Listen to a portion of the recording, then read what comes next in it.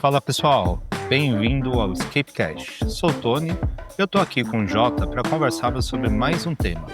No episódio 1, a gente falou sobre a história do Escape Room SP, como a gente descobriu o mundo dos escapes e criamos um dos primeiros escapes no Brasil, o Escape Room SP. No episódio de hoje, vamos tentar resolver o enigma fundamental. Afinal, o que é um Escape Room? Acho que a melhor maneira de falar isso é pensar como você se imaginou sendo o herói de uma história, entrando em uma sala cheia de mistérios, tendo apenas 60 minutos para salvar o dia. Essa é um pouquinho da ideia, e hoje a gente vai explorar esse mundo dos escape rooms. Acho que o mais inusitado é que você não só joga, né, mas você vive essa aventura.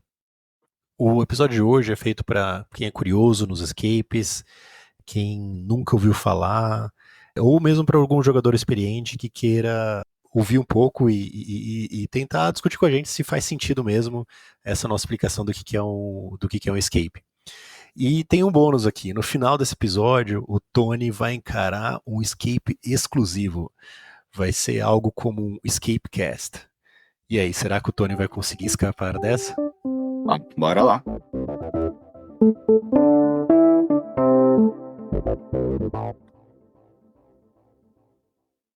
O que é a definição de escape room, então?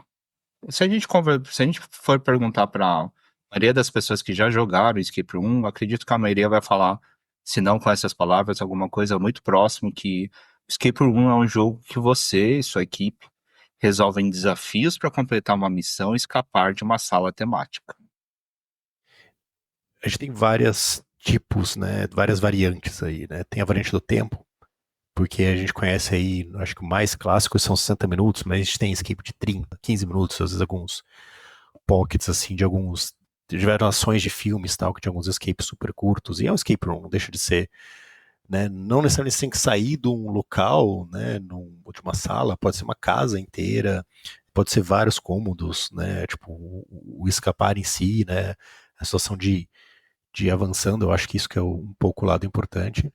Temática também, pode ter vários tipos de temáticas, desde pirata, sei lá, Sherlock Holmes, Velho Oeste, futurista, viagem no tempo, assim, a temática sempre é um negócio legal, porque ele te coloca um pouquinho da ambientação, mas alguns também não tem, né, simplesmente você entra na sala e tem que sair dela, né, antes de acontecer uma coisa ruim. E também muda muito, às vezes, o tamanho do grupo, né? Você pode ter alguns escapes com 8, 10 pessoas, dois grupos competindo entre si, ou variantes com pequenos, né? A gente teve já tem algumas discussões de ter escapes de somente uma pessoa, né? Então, tudo isso pode ser uma variante aí, né? Tudo isso está dentro do que é um escape room, né? Você tem tudo isso dentro do contexto.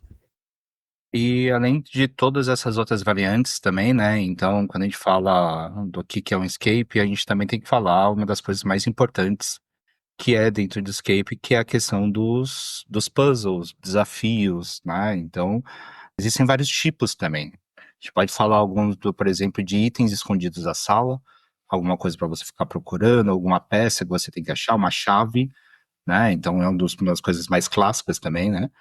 Outra coisa também seria. A gente brinca bastante que uma das coisas mais clássicas que se tem é a questão da luz negra, né? Tanto que a gente vê em diversos seriados e tudo, CSI sempre tem essa questão da luz negra. E a gente acaba vendo isso em vários escapes, não tem jeito. Charadas também, apesar da gente não estar tão acostumado na gente falar em charadas, mas uma das coisas que a gente conversou no episódio anterior, a gente colocou o Wi-Fi do escape através de uma charada, da charada mais antiga de todos os tempos, né? E uma das coisas clássicas também que tem é a questão de criptografia, ou às vezes é só uma questão de você montar um anagrama ou decodificar alguma coisa através de alguns outros acessórios, né? Através de espelhos, através de papéis, ou só uma carta mesmo que está faltando letras, ou que ele é alguma dica para a próxima pista. Então tem todos esses tipos de desafios também, e vários outros, né? Desafio é o que você conseguir imaginar, deve existir esse tipo de desafio para você também.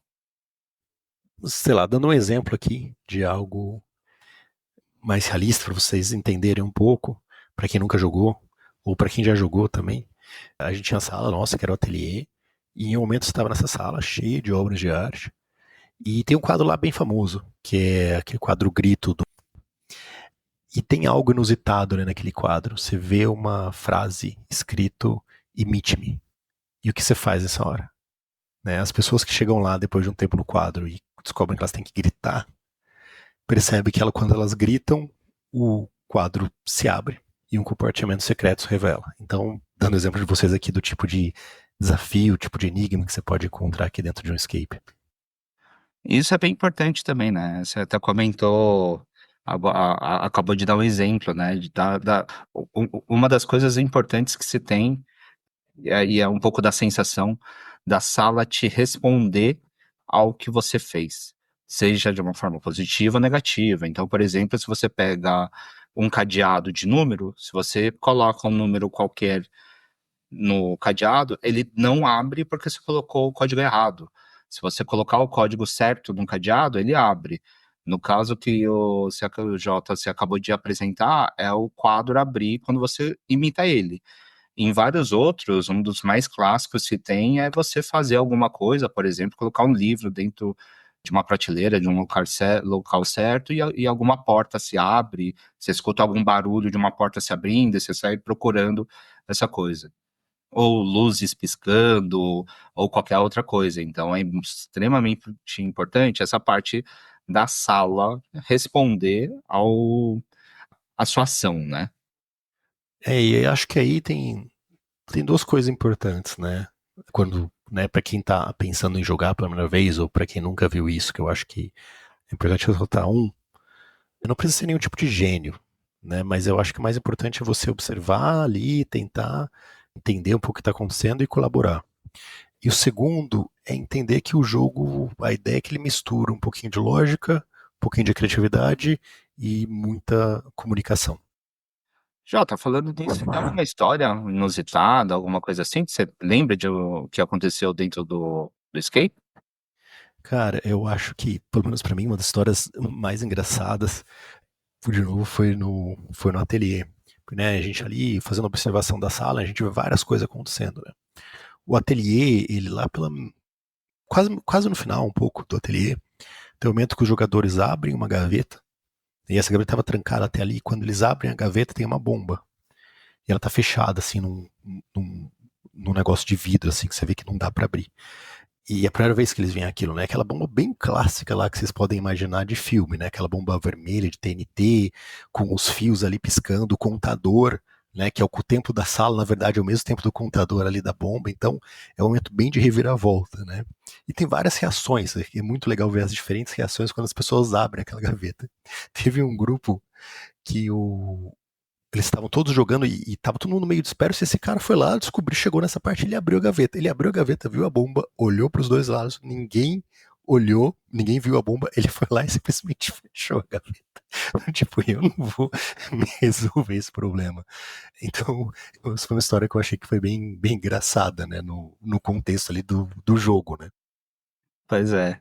Então, assim, acho que Escape Room a gente não pode, digamos, limitar lá, que é só uma sala fechada com um monte de enigma lá dentro.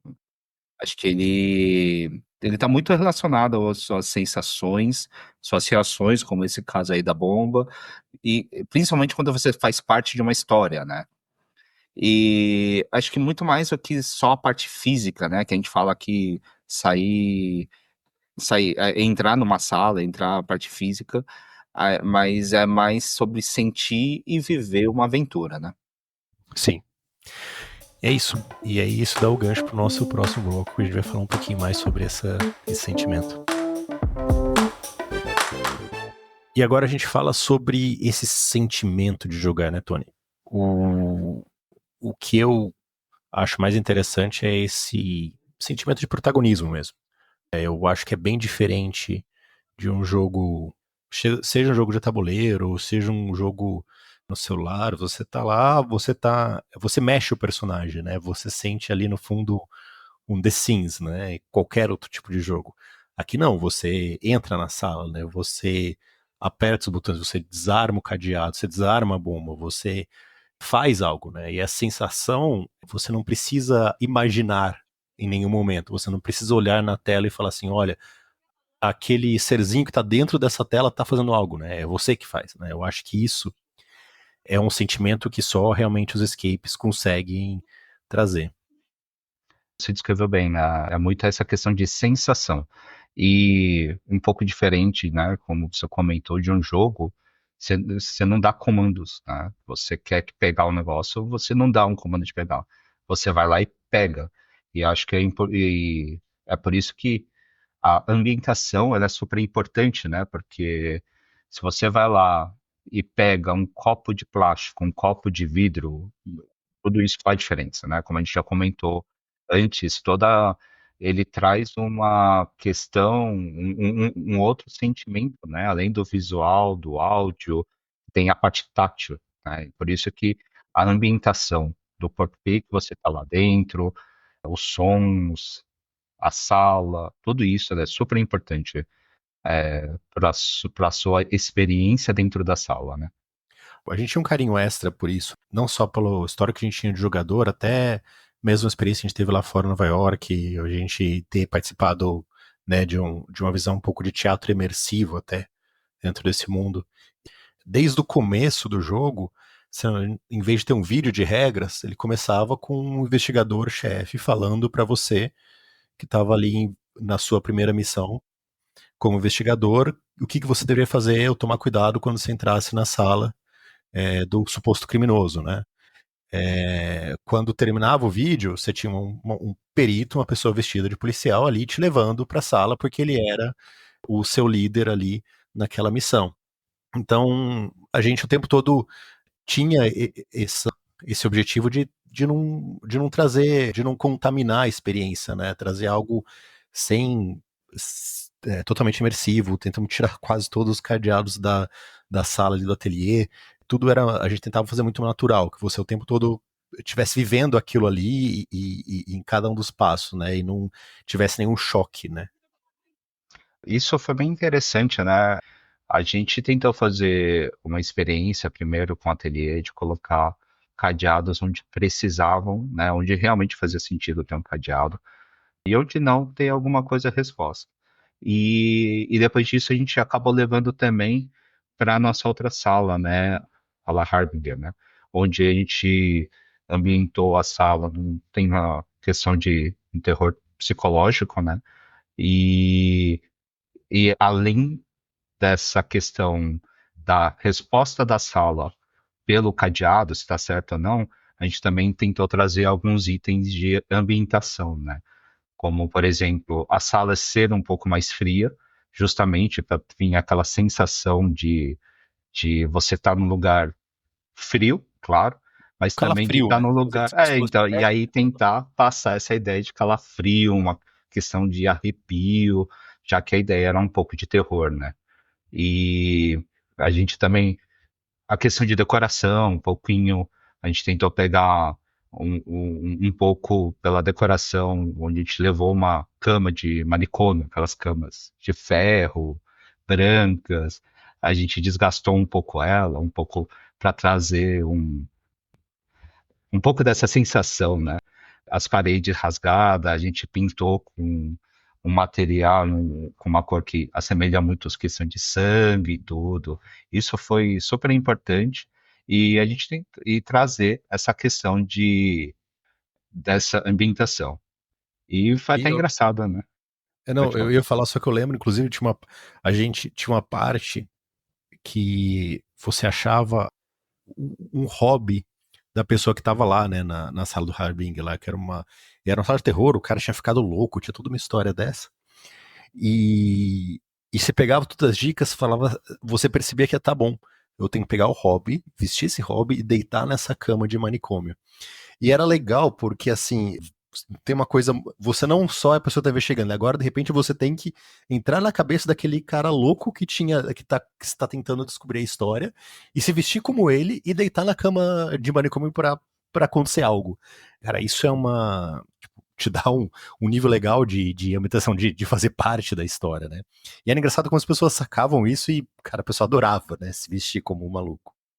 Então, assim, é uma ação dentro do jogo que você tem que, poxa, tem uma história aqui, o porquê que ele estava fazendo isso, e você imitar ele, né? E isso deixava, né, o que a gente entendia de imersão e tudo bem mais profundo, né? Assim, a gente teve esse cuidado e tudo, tanto que acho que no primeiro final de semana que a gente abriu a sala para o público, teve uma menina que saiu chorando da sala e a gente teve que passar acho que foi o Danilo, alguém do nosso staff lá, teve que ir lá, ficar um tempinho com a pessoa, acalmando a pessoa.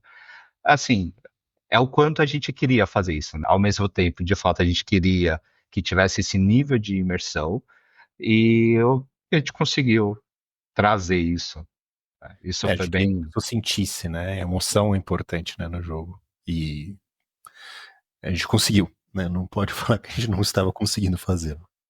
E alguma história, Tony, que você lembra mais engraçada aí, até jogando mesmo, dessa parte de superar alguma diversão, alguma sensação ganhando algum jogo que a gente tinha feito, que a gente fez?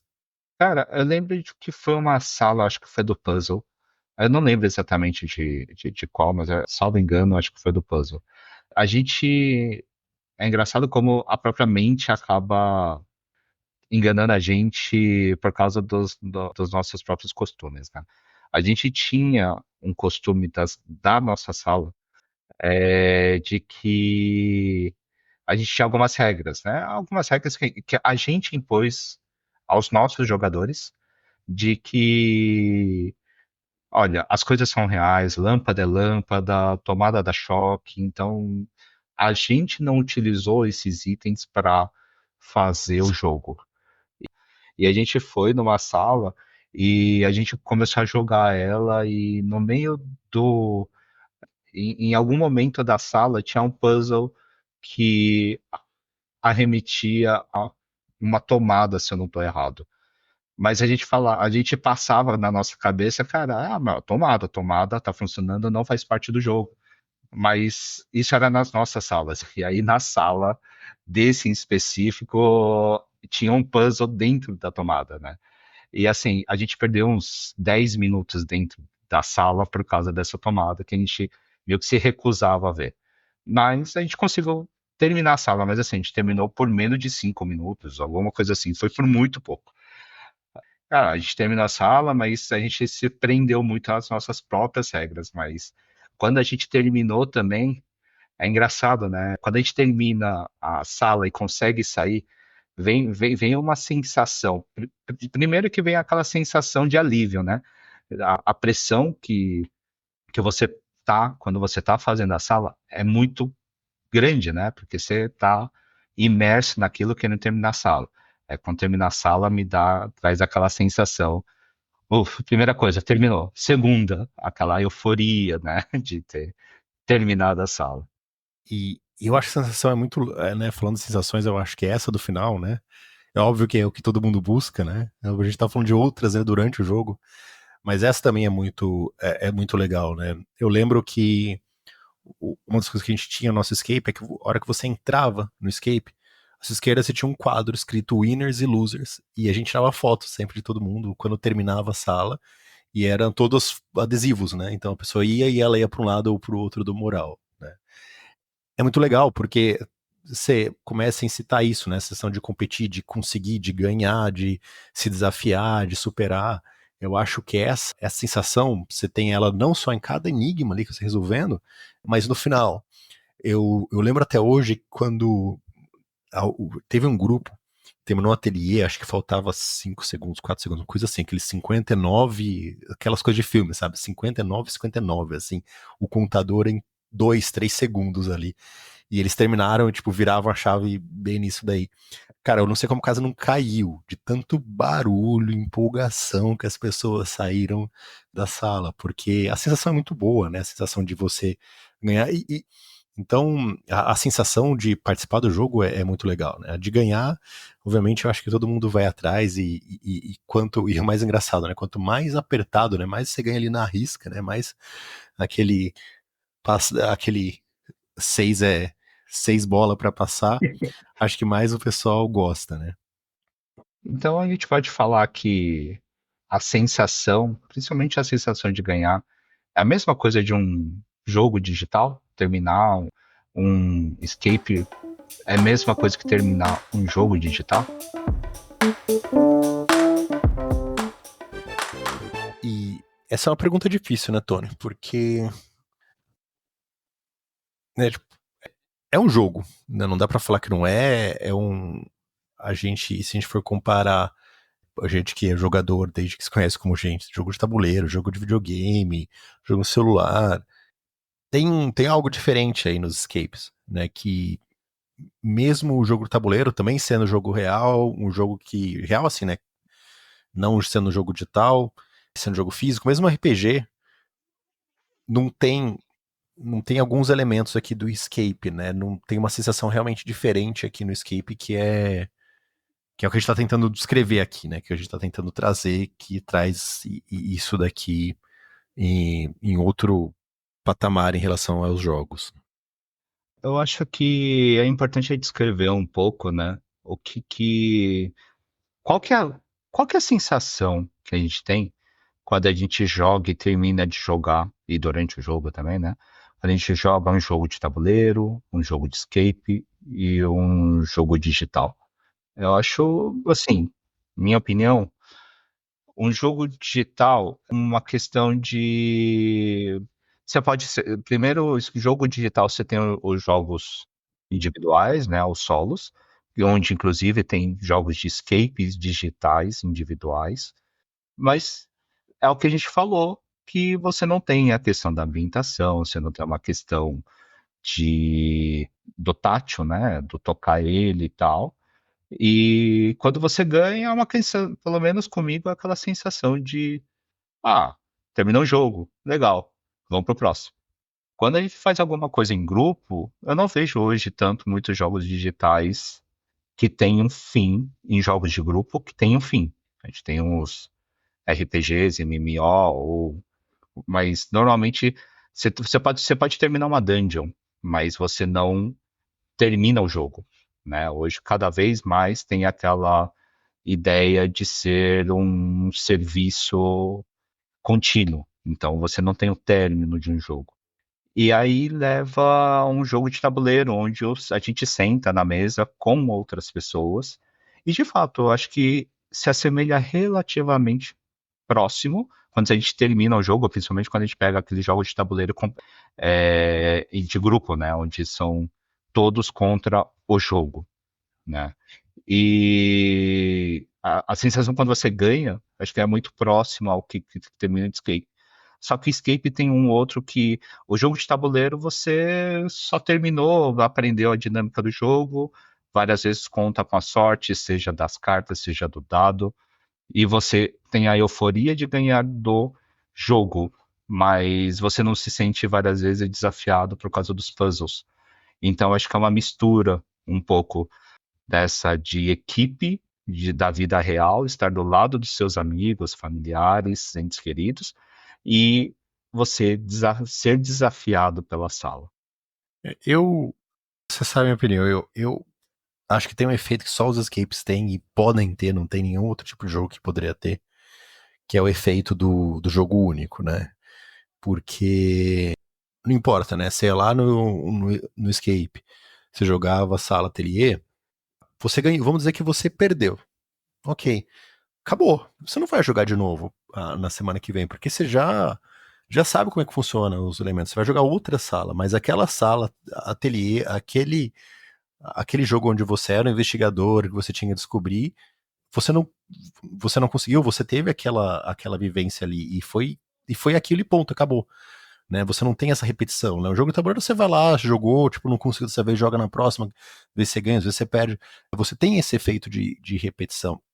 Tem um efeito de você só pode fazer uma. E não é nem. Só pra deixar claro, não é só pode fazer uma vez porque alguém vai te impedir de jogar de novo. É só que não tem graça, né? Você já sabe quais são os desafios, você já, já, já aprendeu ali e tal. Você não vai jogar de novo o mesmo jogo. Todos os sentimentos que a gente deu de tipo de você superar, você sentir fazendo parte daquilo só funciona na primeira vez. E só funciona de uma vez única, né? Então acho que tem esse elemento do escape que não é possível, né? Assim, mesmo que inventem um jogo de videogame que você só joga uma vez, a hora que você acabou, perdeu, você vai poder apertar o botão de novo e ligar, nem que seja no videogame do amigo seu, entendeu? Então não é possível, não é possível você ter essa sensação em nenhum outro tipo de jogo, né? E é meio, até falando de uma maneira profunda, né? Igual a vida, né? Você joga uma vez só. Uau, bem profundo. E de verdade. É um pouco disso, né? E o escape tem uma questão, né? O, quando a gente separa do jogo no mundo digital com o mundo físico, né? É uma frase que a gente pode falar que você tem que se desconectar para se conectar, né? Como a gente falou que parece que quando você é um protagonista de um filme, para você entrar de fato no filme, você tem que esquecer o mundo lá fora, né? Acho isso Se, bem interessante. se desconectar para se conectar. Cara, a gente tá bom de frase hoje, hein? A gente vai vender várias frases de para-choque de caminhão. Eu acho que é algo que se resolve. É interessante o efeito de resolver pelas próprias mãos, né? A gente no mundo digital cada vez tem menos isso, né? De você tocar algo, mexer em algo, fazer algo ali, né? E sentir, por outro lado, também o tempo, né? O peso do tempo, né? A gente hoje não tá acostumado com isso, né? Do tipo, o prazo é até hoje no final do dia, mas aí 6, 6h30, quem trabalha, sabe, às 7 se entrega, atrasa um pouquinho hoje. Fala com o professor que, cara, entrega daqui a meia hora, né? Aqui o escape não, né? O escape tem a crueldade, né? Passou os 60 minutos, acabou, fechou, você perdeu, né? Então acho que tem esse peso também que é algo que a gente, né, não sente o tempo todo, né? Você coloca um elemento ali bem forte dentro do jogo, que é esse elemento do tempo. E isso é bem verdade também, quando você comparou com a questão de você não poder rejogar a sala, né? A questão do replay. Porque a gente vê, sim, essa questão do tempo também em outros jogos digitais. Só que, tudo bem, se eu não conseguir nesse tempo que ele me deu, ou eu provavelmente vou recomeçar a fase, recomeçar o puzzle, e tá bom, se eu não conseguir naquele tempo, eu consigo na próxima vez que eu jogar. Então, essa questão de ter essa pressão do tempo, você tem no normal, né? Você tem uma hora e você não, se você perder dessa vez, você não pode jogar de novo, dá uma pressão que cada vez mais raro, de fato, hoje nos jogos, principalmente em jogo, no dia a dia, né? Então, isso é bem interessante. Isso eu acho que tem algo interessante que você pensa que é como que ele surgiu hoje, né? Porque né, ele tem se popularizado como alternativa de entretenimento numa época digital. E isso sempre foi para a gente uma reflexão interessante, né? A gente viu, né, o próprio mundo de jogos de tabuleiro também voltando muito forte quanto mais a era digital se avança, mais você vê jogos de tabuleiro voltando. Os escapes, né, eles não tem motivo para um escape não poder ter surgido há 50 anos atrás, sabe? Não tem nada que mesmo as tecnologias que a gente usa nas salas para os props são tecnologias relativamente simples. Tudo bem, tem algumas coisas que você usa alguma coisa um pouquinho mais moderna, mas você não precisa de nada tão avançado. Mas surgiram hoje, né? E eu acho que isso daí é algo interessante, né, por si. Como que essa alternativa, esse tipo de entretenimento surge nos dias atuais. Isso é bem verdade, né? No mundo onde cada vez mais vem chegando novas tecnologias, realidade aumentada, virtual e tudo, o mundo digital crescendo e as pessoas querendo jogar um jogo físico, né? Um jogo que você, não vou falar que não precisa, porque a sala pode utilizar algumas dessas tecnologias, mas cada vez mais se importando com toda essa questão que a gente falou nesse episódio de ambientação, de toque, de puzzle, de estar ali e trabalhando em equipe, trabalhando com outras pessoas fisicamente presentes, né? E isso tem sido cada vez mais interessante, né? E a gente chega num ponto onde a gente vê que isso não é só mais um jogo, ele é uma experiência. E a gente fala que é uma experiência bem completa, né? Porque 90% das vezes das equipes que a gente viu, quando terminaram o Escape, primeira coisa que eles faziam, você lembra o que que era, Jota? E aí fica, né, todo escape tem dicas, né? Eu acho que essa é a dica desse episódio. Se você for marcar um escape, já veja qual vai ser o lugar depois que vocês vão, porque vai ter assunto. Assim, pode procurar um lugar para jantar, uma lanchonete perto. Se for de manhã, um lugar para almoçar, cara, porque o que gera de assunto logo depois dos escapes, comenta, o escape dura 60 minutos, é mentira. Ele deve durar pelo menos alguns dias de conversa no grupo, conversa de quem fez, de como foi aquele lá que você resolveu, pô, aquela hora que aconteceu aquilo, você lembra disso? Então, assim, é o que a gente percebe, né? O fato de logo depois gerar essa sensação, com certeza a gente sabe que o escape está criando uma memória real, algo tangível para os jogadores. E, para finalizar, citando Monty Python, and now for something completely different. Vamos fazer algo diferentão aqui, Tony. Tá, bora lá. Hoje a gente vai fazer o primeiro escape dentro do podcast. Você conhece já Escape, Tony, então você sabe que antes de todo escape você tem que falar um pouquinho das regras do jogo. E aí acho que Quais são isso as que regras? exatamente, isso aqui que é interessante, que muda um pouquinho do escape real, tá? Só para você entender os conceitos, tá? Em relação ao escape real, muita coisa é igual, você não precisa ficar destruindo os objetos no lugar, tá? A não ser que tenha uma pista clara, alguma coisa assim. Mas tem duas coisas diferentes no escape aqui nesse em um podcast, né, numa conversa. Às vezes eu vou pedir para você ser específico. Então, assim, eu apertei os números lá. Que números você Uhum. apertou e aonde? Né? Tá. Então, isso é importante. Então, às vezes eu vou pedir assim, ó, seja mais específico, né, para ver se acertou ou não. Então, acho isso que é importante. Quando você for falar, tenta ser específico. E o segundo ponto, que é um pouco mais difícil, talvez não seja tão natural, tente falar o máximo possível, inclusive o que você está pensando. Porque acho que Uhum. isso que é Tá um, bom. um negócio legal do desenvolvimento, né? Tipo, quando a gente está jogando, você se movimenta, você olha, você fala assim, olha, pensei nisso. Então, aqui, tenta também falar um pouco, porque aí, né, o pessoal que está ouvindo entende melhor qual foi o seu raciocínio, o que você pensou, por que você foi para o teu lado, foi para o teu lado. Então, essas duas regras que são diferentes aqui no Escape Tá no bom. podcast. Beleza? Mas, desculpa, dicas também, tá? Você pode pedir dicas. E se eu ver que você conhece já também o Escape, se eu ver que tá muito travado, alguma coisa assim, pode ser que eu passe, mas eu vou tentar ao máximo que você fale se você quiser uma dica, tá? Então vamos lá. Beleza. Prólogo. Seu dia começou estranho. Enquanto caminhava em direção à estação de metrô, você notou que a cidade parecia mais silenciosa do que o normal.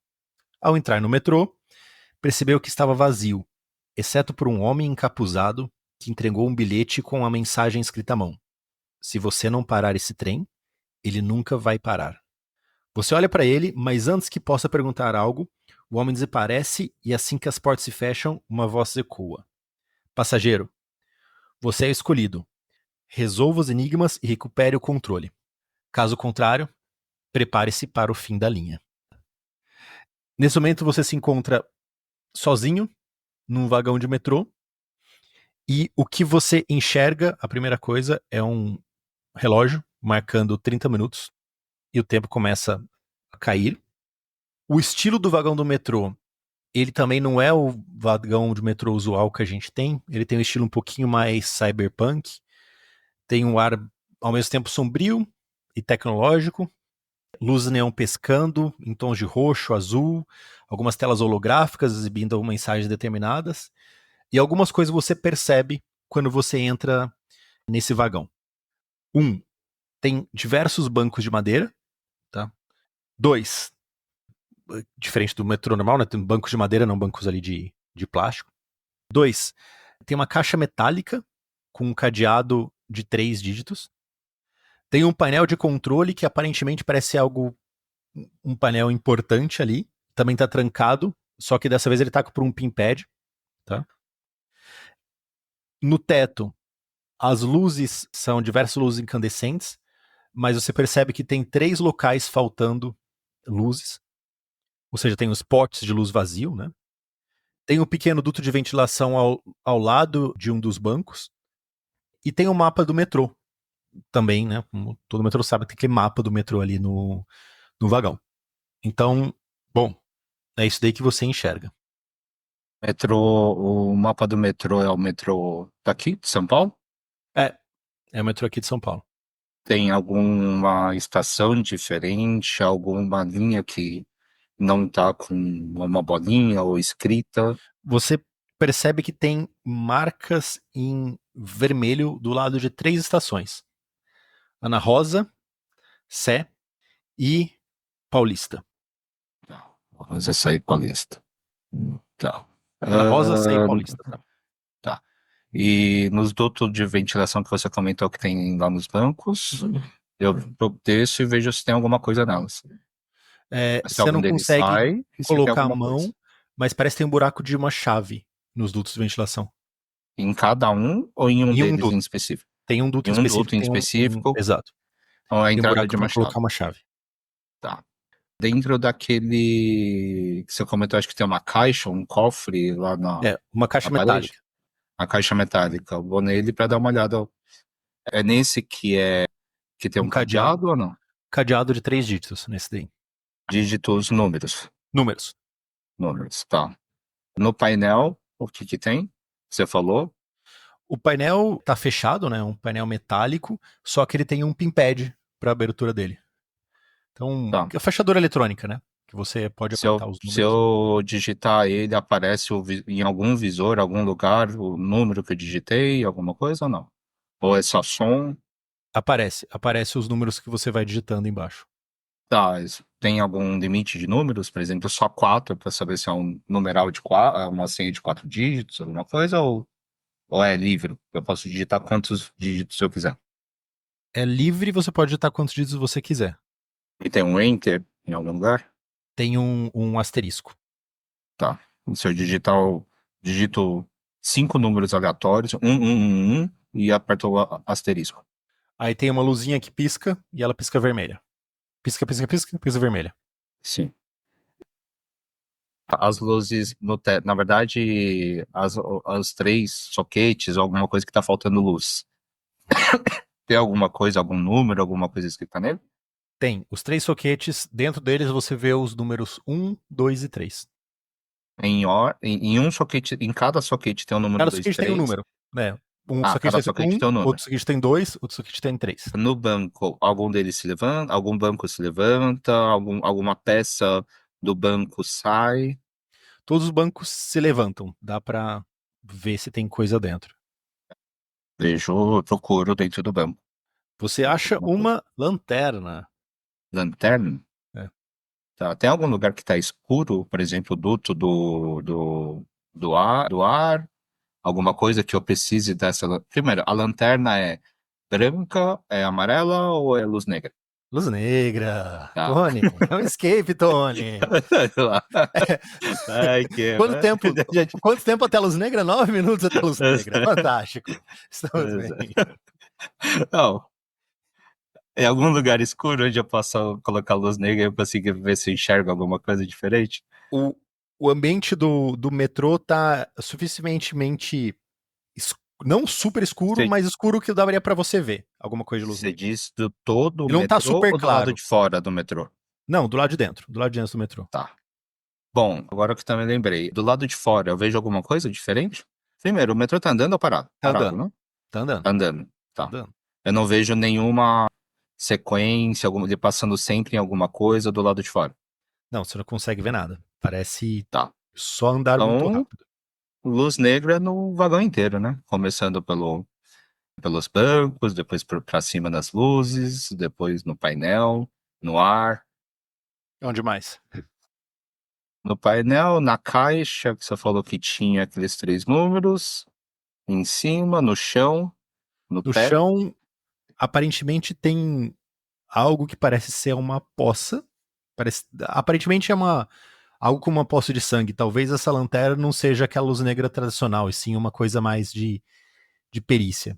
Parece uma poça de sangue grande, e no canto dessa poça, uma marca de dedos com os números, como se alguém tivesse escrito os números 2, 3 e 7. 237 que vai naquele painel, não no painel com o touchpad, o outro, que tipo, precisava de três, no cadeado de três dígitos. Tem Na um caixa metálica. isso, na Beleza. caixa metálica. Clec, você abre a caixa metálica. Dentro da caixa metálica, você encontra um bilhete rasgado com alguma história escrita à mão e três luzes. Uma vermelha, uma verde e uma azul. Ah, qual que é a história? Eu O consigo ver? bilhete é: sou visto no arco-íris, mas nem sempre todo. Começo com o fogo, aquele que aquece. Depois viro o tom do céu. E termino com uma grama no seu auge. Sou visto no fogo, depois é o quê no céu? Depois me torno como o céu. Tá. E termino como a grama em seu auge. E as lâmpadas, quais são as cores? Azul, verde e vermelha. Tá bom. Vermelho, azul e verde. Tá. Bom, não tem mais nada, né? Não. Os soquetes que estão faltando lá no teto, tem alguma ordem? Ou estão tudo no mesmo local? Ou um mais na frente ou mais atrás? Não, só tem as numerações dentro deles. Bom, então vai no vermelho no um, azul no 2 e verde no 3. As luzes começam a piscar. Por um instante, tudo se apaga no metrô. Um painel se abre na parede. Né? Tipo, numa dobra que num risco assim, o painel se abre. E dentro dele tem um botão vermelho. Tá, mas isso na parede, na mesma parede que tá tudo isso, na parede Na antagônica, parede oposta onde você tá. ao posto. É porque está Tá. no teto, né? Você colocou as lâmpadas aqui no Aham. teto. Aí de um lado tinha um duto, do outro lado tinha um painel que estava fechado, era uma Uhum. tampa, né? Uma chapa. Aí essa chapa se Uhum. abre e você vê um botão lá dentro.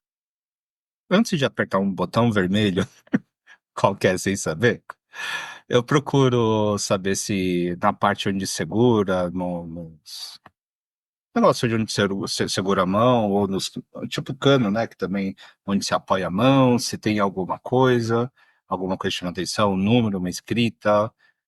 Não, não tem nada. Além do visual estranho, antigo, nem um pouco parecido com nem a linha azul, nem a linha vermelha, nem a linha verde.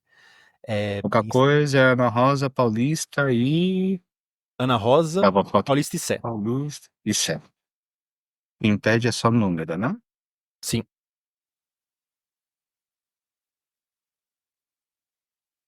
Bom, vou apertar o botão vermelho, né? Você aperta o botão de um tom muito, muito, muito apreensivo. E apesar de esperar ouvir um chacoalhão no metrô, luzes apagando, a única coisa que você ouve é uma chave caindo no chão. Olha pro chão e procura a chave. Bom, você pega a chave, e é uma chave, um estilo meio antigo, mas é uma chave. Agora. Mas mais ou menos o mesmo tamanho que lá no duto do ar, que eu não tava. Sim, Que você falou que. Então, né? Chave, fechadura. beleza. Você Coloca. consegue abrir o duto, Uhum. que você está tentando fazer, e você acha algo escrito Manual do Trem. Instruções de emergência. 2 pontos. Vila Mariana, 11. Consolação, 10. Paraíso, 7. Só. Só. Tá, então, desculpa. Eu tava esperando aparecer o número da Ana Rosa, da Polícia e da Sé. Quais são os números, então? Consolação, Vila Mariana e. Vila Mariana, 11. Consolação, 10. Paraíso, 7. Se eu for fazer um paralelo, vamos lá. Ana Rosa, linha verde com linha azul. Sé, linha vermelha, linha azul, Paraíso. Não. Paulista, linha amarela. Eu tenho Vila Mariana, que é linha azul. Paraíso, linha azul e verde. E Consolação, linha verde. Tem nenhum que pega a linha amarela. Então não é por linha. Vila Mariana, Ana Rosa são duas palavras cada um. Tem Consolação, Paulista, Sé e Paraíso. Vila Mariana, Ana Rosa. Você fazer isso sem um papel.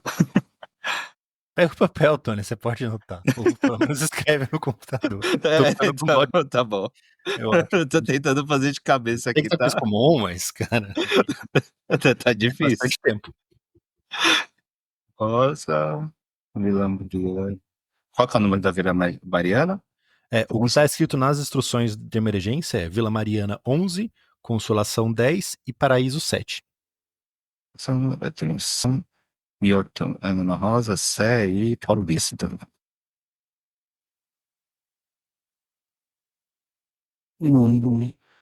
Banheiro de letras. Vila 4, praticamente consolação. Olha isso. Então, o número de letras. Ana Rosa, então, vira 7. Está 2. Paulista, 3, 6, 8. Qual que é a ordem que aparece? Se bem que a ordem em si, Vila Mariana, que aparece no Manoel, Vila Mariana, Consolação e Paraíso, né? Isso.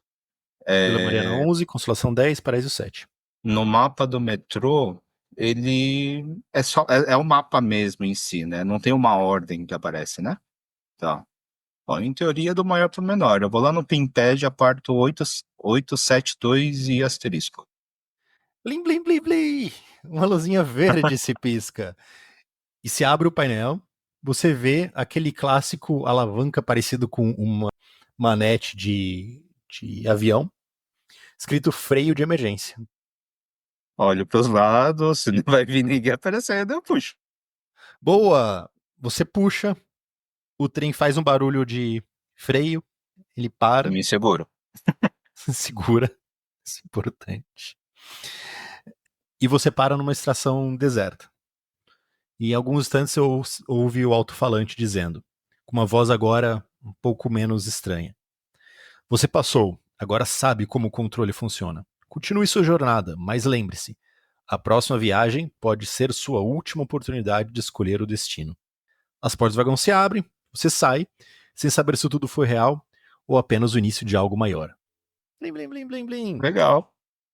A questão lá Você foi muito do mais rápido do enigma que eu esperava, mas tudo bem. o enigma do arco-íris tinha alguma coisa ou não? Era Não, só. era só essas cores, mas não você pegou, tipo, era vermelho, azul e verde, né? Porque, tipo, era bem fácil mesmo. Não, sei lá, às vezes eu tinha que pensar em alguma coisa que ia acontecer, o que Não, tinha que não, descobrir o não, enigma, não, tá? não. Esse foi fácil. Bom, eu não passei vergonha. Não, não.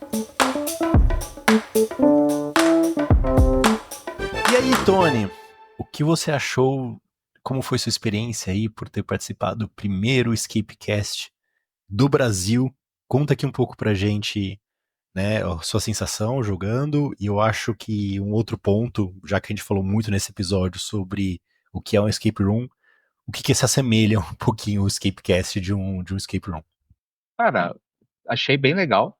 Bom, primeiro também porque a gente já conseguiu sair, né? Então, isso ajuda bastante. E é bem legal a ansiedade, conforme você vai descrevendo, você vai formando aquela imagem, tentando se situar de acordo com sua descrição, e vai criando aquela ansiedade, porque tudo que você vai falando, a gente vai observando e fala, cara, acho que isso é uma pista, e acho que isso dá para aproveitar, acho que aí você já vai montando alguma coisa dentro da sua cabeça, né? Então, isso é bem legal.